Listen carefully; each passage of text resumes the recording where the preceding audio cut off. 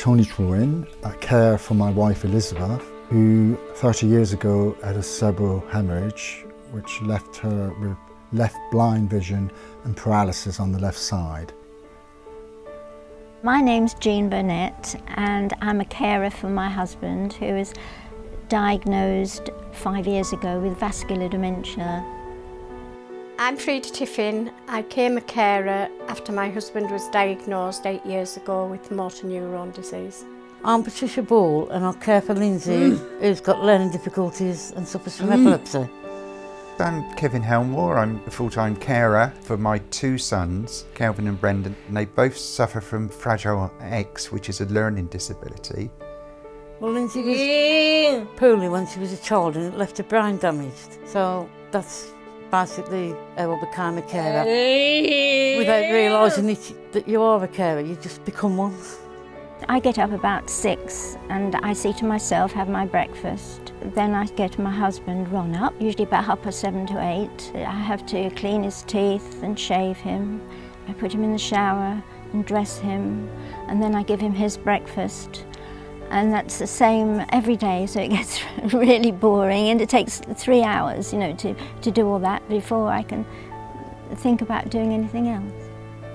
People don't realise the frustration it does get. He can't do anything, so takes it out on me, you know, stands and shouts, and I shout back at him. At times, you know, you think, why are you here? You know, why are you staying when it can be nasty at times? But you've been married that long, you stay. When some trauma happens in the family, it can break a family asunder. And as far as husband and wives are concerned, it can be an excuse for them to walk out the door. And a lot of people do that. Well, you have to have a strong mind, you have to have a strong will and a laugh and a joke and keep going for the person that is ill. Sometimes I feel that Lindsay's the thing that's kept me going, you know, over the years. The main challenge now is just surviving and being able to care for Lindsay like I used to. And I feel like I'm letting her down because I can't. I feel that very much you become a much more insular person.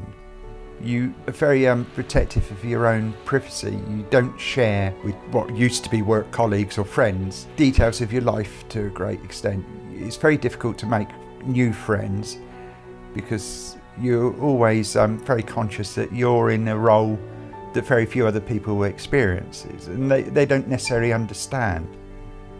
Now Lindsay's having all her medication changed. The one drug that she was on suppressed the personality, and she started to talk now, saying mum and nan, which are words that we never thought we'd hear ever.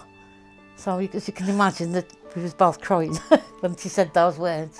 Through the activity centre that they go to, they attend a drama course, and they've actually, both boys have appeared on the local theatre stage in performances. And again, you know, it's something that's far beyond what we thought they would ever achieve. So it is very much a case of, like any parent, irrespective of the conditions that their child might have, you always revel in achievements that they make. It'd be wonderful if I started to talk more. And it makes me feel really proud, you know, I was trying at this age after all these years. Because sometimes I look at her and I think, well, I'd love to know what I was thinking. You can see her thinking. So just one day I might tell me. We've been married 55 years next month, and it doesn't seem a day too much. I've got a lovely husband, and he still tells me he loves me. We have lots of kisses and cuddles, and he does appreciate everything I do still. He knows what's going on still and understands everything. And, you know, I wouldn't like to be parted from him. And I do it out of love. The Saga Respite for Carers Trust was established to give unpaid carers a much needed break by providing free holidays for carers and a travelling companion. At the same time, the Trust will cover the cost of professional substitute respite care for their loved ones to be cared for while they're away recharging their batteries. We really want to hear from carers aged 50 and over who have been caring for longer than 12 months and haven't had a break away from their caring responsibilities within the last 12 months. and hope that the stories in this film will inspire people to nominate themselves or people they know. Patricia, Frida, Kevin and Tony were all given a well-deserved break, and Jean was kind enough to let us film her break to St Lucia. It made the world of difference to me, and I felt like a different person. And when you come back and you're smiling and you're more relaxed, it's got to have a good effect on the person that you came for. Your batteries got fed again and come home and new lease of life. Absolutely brilliant. It was quite an empowering period of time because you lose sight of each other. You become very much a cog within the family wheel. You forget that you're a couple. I think that's what's helped us to become a couple again since that opportunity. What it does do is give you a break from each other long enough to refresh you, to rejuvenate you, if you like, to recharge the batteries. It's exciting.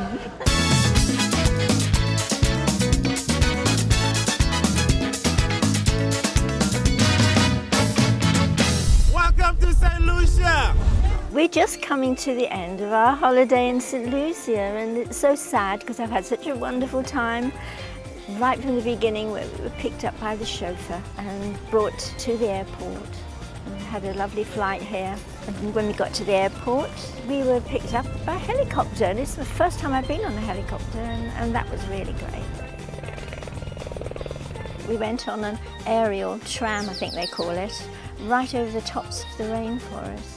Yeah, seeing all the plants and the birds, and also had zip wires, and I didn't go on one of those though.